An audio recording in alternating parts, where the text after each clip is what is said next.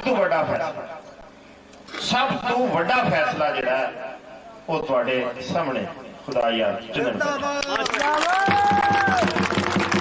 के PTI वास्ते जिन्ना के ये फैसला है कि मैं ना तो इन्हें को अपनी जात वेखी, ना इन्हें कोई अपना मुफाद वेख्या, ना इन्हें को अपना वेख्या कि मेरा नुकसान की होया। सिर्फ इको सोच सी होती कि PTI अगे आनी चाहिए, PTI नूं फल लगना चाहिए, क्योंकि ये पौधा इन्हें लाया। खुदा यार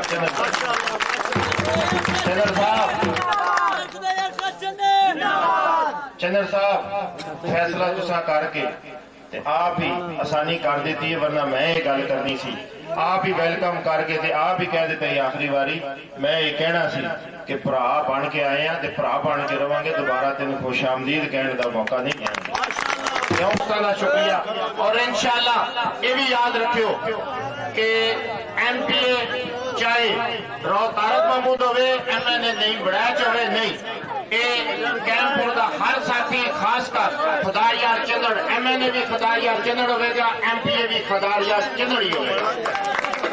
और एक और भी मैं ऐलान करना, आइंदा तो जेड़े भी कोई फैसले होंगे ओदा कोआर्डिनेटर सरपरस्त इंशाअल्लाह खुदा यार चंदड़ ही होगा। ये साडा भाई है, ये सारी पार्टी को लीड करने वाला ये बंदा तुहाडे कोल होवेगा। तुहाडा साडा एक किस्म का लीडर साडा खुदा यार चंदड़ ही है। बहुत बहुत शुक्रिया।